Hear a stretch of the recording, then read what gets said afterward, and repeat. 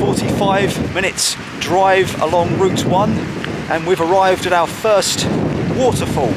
Welcome to Seljalandsfoss, 60 metres of pure powerhouse energy on Iceland's southern edge. Its name literally translates to selling the land of waterfalls, and honestly, it's doing a world-class job. If you're just joining me, I'm Matt, and you've caught me in the middle of an epic undertaking, crafting the ultimate deep dive guide to driving Route 1, otherwise known as the Great Icelandic Ring Road. Today's drive is a transition from the geothermal heart of the Golden Circle to the sneaker waves and basalt columns of Iceland's most dangerous beach. I've dedicated a whole video to that adrenaline-fueled journey, which you can find in the Ring Road playlist linked in the description below. But right now, we're stopping for a legend. Let's get closer.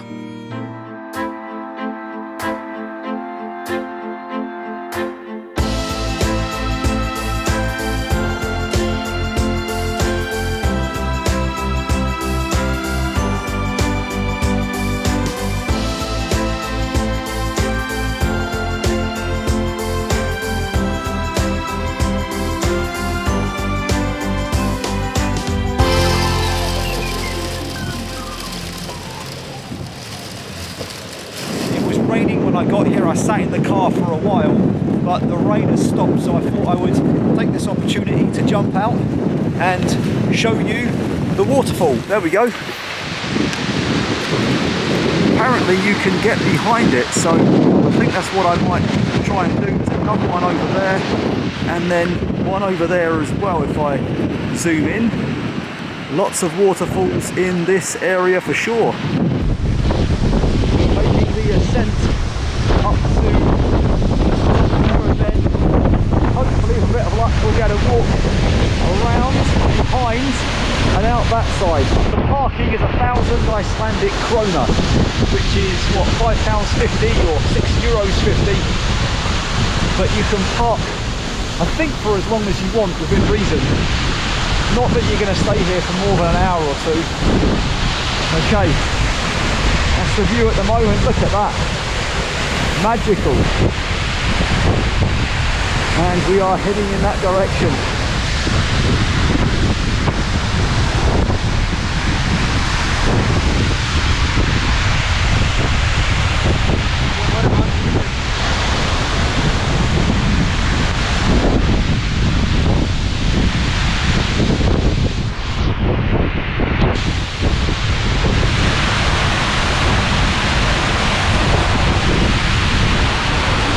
Ideal wearing glasses in these conditions.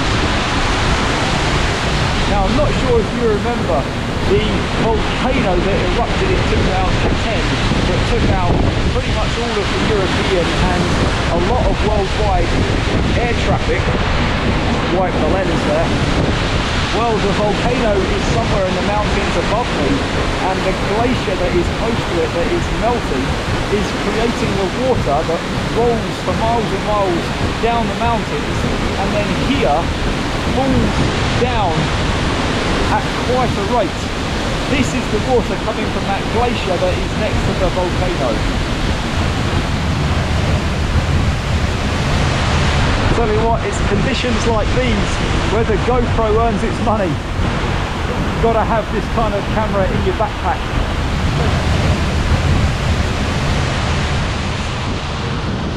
There is an ancient hierarchy in Iceland, and the waterfalls sit at the very top. Even as the clouds closed in, the spectacle of Seljalandsfoss remained undimmed. Walking behind that curtain of liquid thunder is a rare chance to see the world through a lens of falling water, an experience I cannot recommend enough. Just know that the spray is relentless. The falls, well, they don't care for your comfort. So if you're coming, bring your waterproofs. It is a humbling place. In the presence of such unrelenting power, your worries seem to dissolve into the mist, leaving you small, quiet, and profoundly alive. Boy, did that get wet.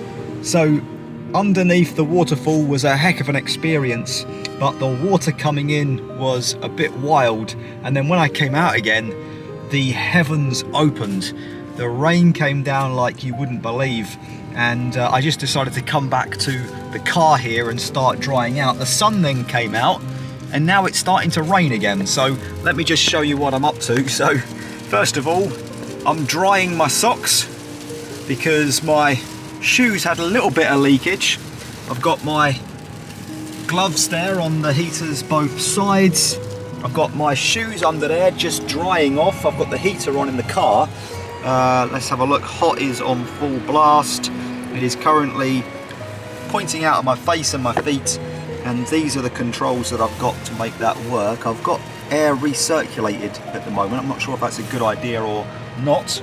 Anyhow, I think I'm going to try and get these socks back on, get the shoes back on, and then we're going to head off to our next stop. But where? At the moment, I don't even know. While I was weighing my options, the sky suddenly changed. The rain vanished, replaced by a brilliant burst of gold that illuminated the falls and the ancient landscape around it. In the pulse of that moment, I launched my drone, desperate to capture the sheer majesty of the scenery. It's a miracle how a splash of sunlight can transform the wild into something so truly wondrous. As I soared above the vibrant greenery, I aimed for a cinematic approach, flying straight towards the waterfall's thunder from afar. That's when the first chill of realization hit. Something was desperately wrong. I was pointed directly at the heart of the falls, yet the horizon was drifting steadily to the right. I corrected my course and I tried again, but the result was identical. The wind was no longer a breeze, it was a physical force, an invisible hand pushing my craft so easily aside. My drone is a lightweight version, weighing less than 250 grams. While it usually dances through the air with ease, it had never before been tested against the raw fury of an Icelandic gale. I turned for the home point, but as I watched the screen, my heart sank. The drone wasn't scrubbing off distance as I hoped. It was actually gaining it. Instead of returning to me, it was being swept further into the grey expanse. This was the moment I truly realised the gravity of the situation. I had a potential flyaway on my hands. In a crisis like this, panic is a luxury you can't afford. I'm grateful I kept a clear enough head to begin working through what I would call the survival checklist.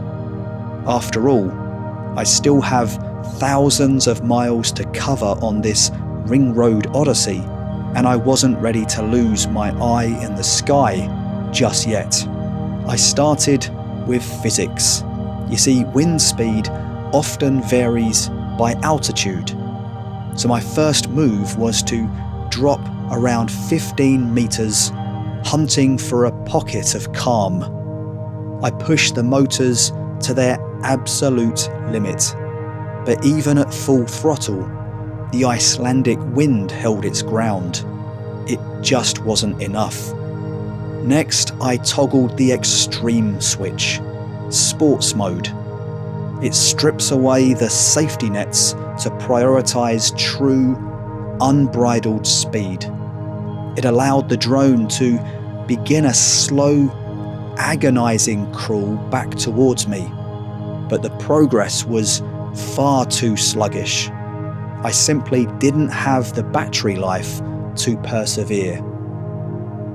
I was down to my final card, the true nuclear option, a controlled ditching in a place where I might be able to actually find it. I began scouring the earth for sanctuary, searching for a landing spot far from water, tourists, or private fields. I decided that my best hope was the stony verge of a distant single-tracked road. At least there, it would be safe from traffic and visible against the dark earth. With my heart in my mouth, I tilted the camera straight down and I picked my spot.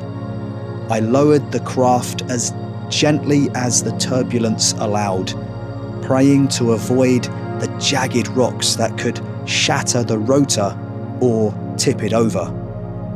As I initiated the touchdown, the drone skidded slightly across the slick stones, and then it came to a halt. It wasn't a perfect landing, but it was good enough. With the flight over, the true mission began. I jumped back in the car and raced towards the landing site, fueled by a frantic mix of hope and adrenaline. It was during that drive I realized that the road I'd chosen was disused and barred off. So I did the only thing I could. I got out and I started running. 6 minutes into that race, I caught my first glimpse of it. A small grey speck on the roadside, looking entirely unbothered by its brush with oblivion. The relief was overwhelming, I have to say. As I headed back to the car, drone in hand, I felt incredibly fortunate.